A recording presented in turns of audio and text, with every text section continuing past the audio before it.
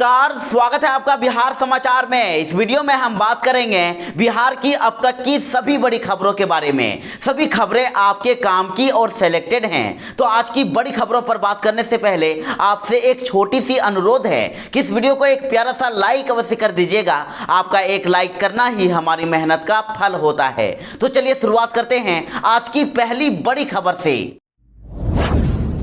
बिहार में आज भी भयंकर बारिश हो रही है और ऐसी ही बारिश और अगले 4 दिनों तक होने वाली है। मौसम विभाग ने बिहार के अधिकतर जिलों में अलर्ट जारी कर दिया है और कहा है कि इस बार पूरे बिहार में रिकॉर्ड तोड़ बारिश होने वाली है। और साथ ही कहा जा रहा है कि 5 और 6 जुलाई को बिहार के लगभग सभी जिलों में भारी बारिश, आंधी तूफान और तीव्र वज्रपात की पूरी आशंका है।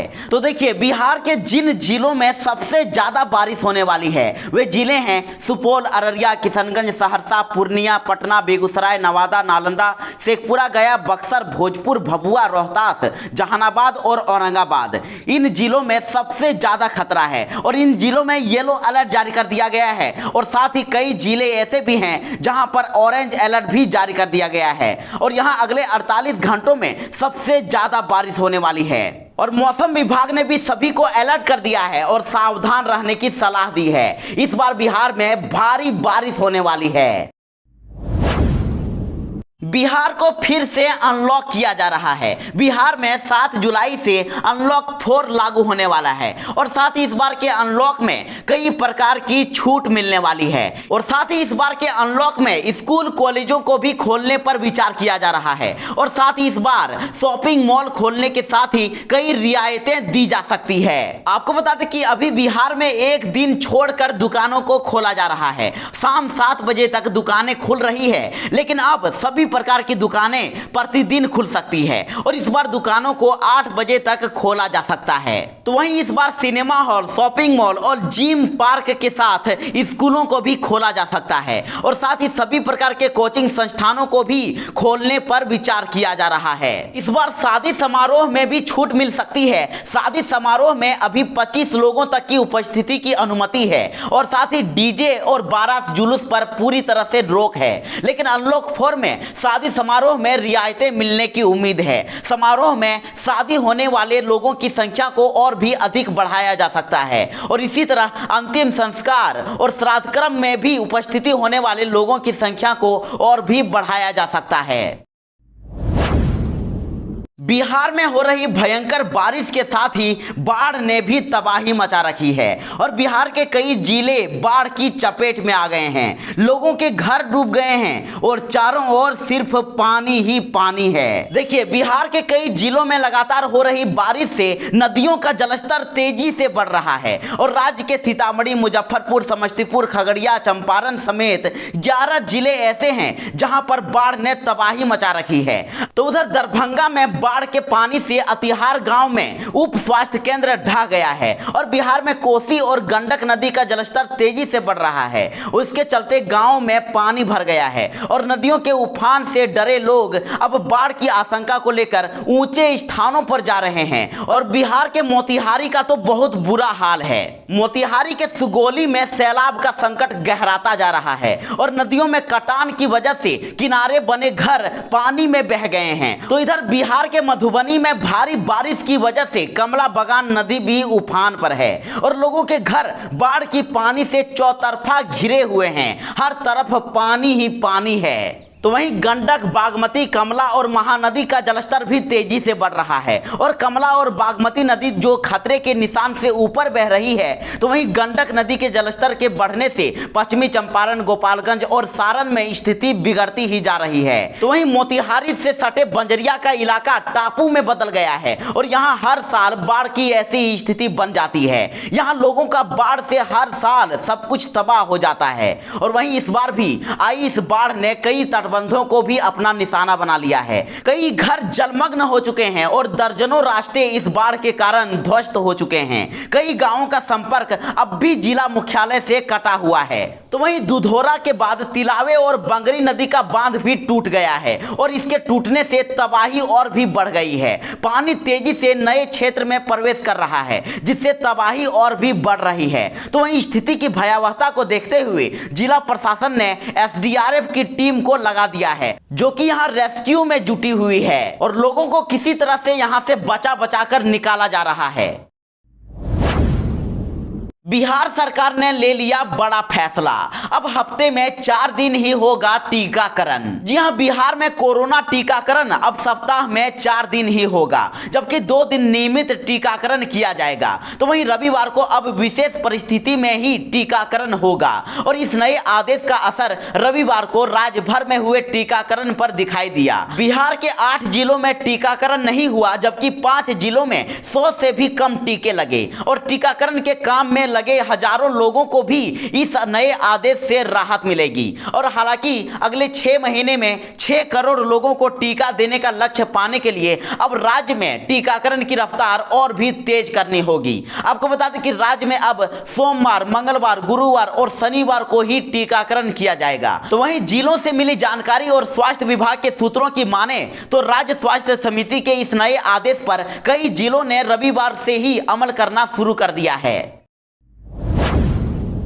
तेजस्वी यादव ने नीतीश सरकार पर कसा तंज और कहा कि लालू जी जन जन के नेता हैं, RJD A to Z party है और अगर हमारी सरकार बनी तो सबको सम्मान मिलेगा। जी हां, नेता प्रतिपक्ष तेजस्वी प्रसाद यादव ने कहा है कि लालू जी जन जन के नेता हैं। वे गरीब, पीड़ित और अभिवंचितों की आवाज हैं और इन वर्गों के अधिकार की रक्षा के लिए उनका जीवन समर्पित है।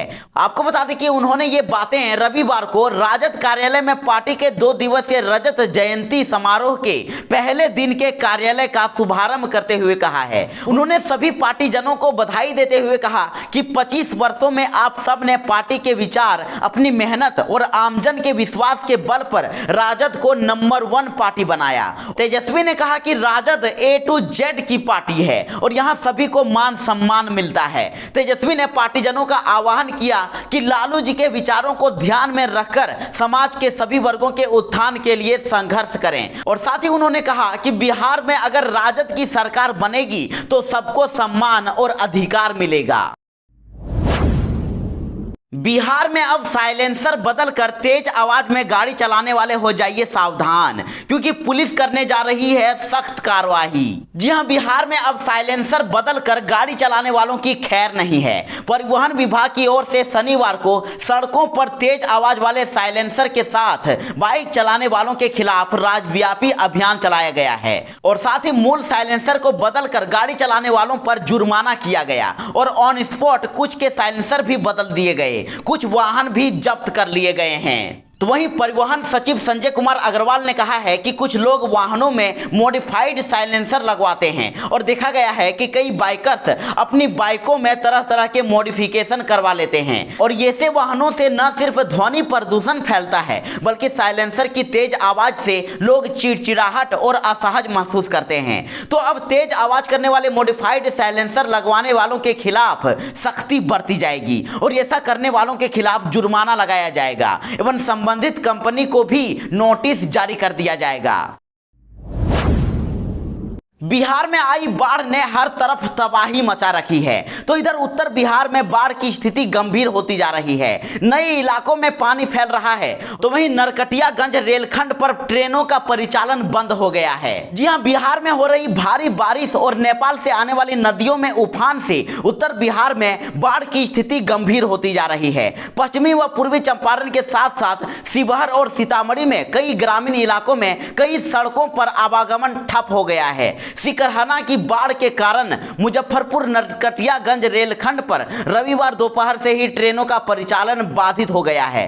तो वहीं सुगोली जंक्शन पर रेलवे ट्रैक पर भी बाढ़ का पानी चढ़ गया है और पूर्वी चंपारण के 10 प्रखंड की 1 लाख से अधिक की आबादी बाढ़ से परेशान है। आपको बता दें कि सुगोली प्रखंड व अंचल कार्यालय थाना से लेकर शहर के कई मोहल्लों में सिकरहना का पानी प्रवेश कर जाने से लोगों में त्राहिमाम की स्थिति बन गई है और शिवहर में बागमती पर बने सुरक्षा बांध के टूटने से बाढ़ का पानी 10 से अधिक गांवों में तबाही मचा रही है और शिवहर शहर के निचले क्षेत्रों में भी बाढ़ का पानी प्रवेश कर गया है। और सीतामढ़ी में बागमती के बाद अब मनुस्मरा और लखनदेई जैसी छोटी नदियां भी तबाही मचाने लगी है। मधुबनी में कमला बगान के जलस्तर में लगातार वृद्धि होने से झंझारपुर सहित कई इलाकों पर बाढ़ का खतरा उत्पन्न हो गया है। और इधर दरभंगा जिले की सभी नदियों के जलस्तर में काफी वृद्धि होती जा रही है और इसके कारण ट्रेनों के मार्ग में परिवर्तन कर दिया गया है। आप देख सकते हैं कि ये अर्धनिर्मित मस्जिद किस तरह से बाढ़ की चपेट में आ गया है, किस तरह से धारा में समा गई है। हर तरफ तबाही मची हुई है और लोग अब पलायन करने के लिए मजबूर हो गए हैं। लोगों के पास खाने के लिए कुछ नहीं बचा है। लोग अपने घरों को छोड़कर किसी सुरक्षित स्थानों पर जा रहे हैं। अब नीतीश कुमार की पार्टी जदयू में भयानक टूट होने लगी है। इनके कई नेता इस्तीफा देकर राजद में जा रहे हैं। तो इधर जीतन राम मांझी और मुकेश सहनी भी अपने ही सरकार के खिलाफ कई बार मोर्चा खोल चुके हैं। और इधर देखिए, जदयू के पूर्व एमएलए महेश्वर सिंह राजद में शामिल हो गए हैं और लालटेन थामते ही महेश्वर सिंह बोले हैं कि बिहार नहीं संभाल पा रहे हैं नीतीश कुमार। तेजस्वी की सरकार जल्द ही बनने वाली है और कहा कि तेजस्वी की सरकार बनाने में झोंकूंगा अपनी पूरी ताकत। और राजद में शामिल होते ही महेश्वर सिंह ने कहा है कि बिहार में सरकार अंधी और बहरी हो गई है। जो स्थिति 1974 में थी वही आज बिहार में हो गई है और इसीलिए तेजस्वी यादव को मुख्यमंत्री बनाने में जो भी सहयोग होगा वो करूंगा। उन्होंने कहा कि नीतीश कुमार बिहार को संभाल नहीं पा रहे हैं, वे इसमें नाकाम हो रहे हैं। बिहार में अब खेल खेल में बन सकते हैं दारोगा। लिखित परीक्षा का अब झमेला भी नहीं होगा। जी हां, बड़ी खबर है कि राज्य के 21 प्रतिभावान खिलाड़ियों को खेल खेल में नौकरी दी जाएगी। दरअसल पुलिस विभाग की ओर से खेलकूद कोटा पुलिस अवर निरीक्षण भर्ती 2021 के लिए विज्ञापन जारी कर दिया गया है और इसमें बिहार पुलिस खेलकूद नीति 2013 के तहत पुलिस अवर निरीक्षण की सीधी भर्ती खेलकूद के आधार पर किया जाएगा। इसमें 21 सीटें खाली है और इसके लिए योग्य अभ्यर्थी 10 जुलाई से 9 अगस्त तक आवेदन कर सकते हैं और इसके लिए निर्धारित फॉर्म को पुलिस महानिरीक्षक बिहार विशेष सशस्त्र पुलिस कार्यालय और सरदार पटेल भवन के नाम पर आवेदन भेजना होगा। तो वहीं विशेष जानकारी के लिए अभ्यर्थी आधिकारिक वेबसाइट biharpolice.bih.nic.in पर जाकर जानकारी ले सकते हैं। और इसमें सबसे बड़ी बात तो यह है कि नियुक्ति के लिए लिखित परीक्षा भी नहीं ली जाएगी। तो वहीं अगली बड़ी खबर है कि ओवरलोडिंग की वजह से नदी में पलटी यात्रियों से भरी नाव, लोगों ने तैरकर बचाई अपनी जान। जी हां, ये बड़ी खबर बेतिया से सामने आ रही है, जहां ओवरलोडिंग की वजह से सिकरहना नदी में अचानक एक नाव डूब गई। हालांकि इस दौरान नाव पर सवार कुछ लोगों ने नदी में तैरकर अपनी जान बचाई और स्थानीय लोगों की मदद से नाव पर सवार अन्य लोगों को डूबने से बचाया जा सका। और ये घटना सिसवनिया के शुक्ला टोला के पास की है। आपको बता दें कि पिछले कई दिनों से सिकरहना नदी पूरे उफान पर है और नदी में जलस्तर बढ़ने से कई इलाकों में पानी घुस गया है। तो वहीं नदी के कटाव से आवागमन भी ठप हो चुका है। लोगों के बीच आवागमन का एकमात्र साधन नाव ही बचा है और जिसका इन दिनों धड़ल्ले से लोग उपयोग कर रहे हैं। लेकिन इस दौरान नाव पर ओवरलोडिंग भी जारी है, जिसके कारण इस तरह की घटनाएं सामने आ रही है। तो वहीं एक साथ कई लोग नाव पर सवार होकर अपने गंतव्य स्थान पर पहुंच रहे हैं और जिसे देखने वाला तक कोई नहीं है। नाव पर जारी ओवरलोडिंग की वजह से लोग अपनी जान जोखिम में डाल रहे हैं और किसी तरह अपनी जान बचाकर किसी सुरक्षित स्थान पर जा रहे हैं।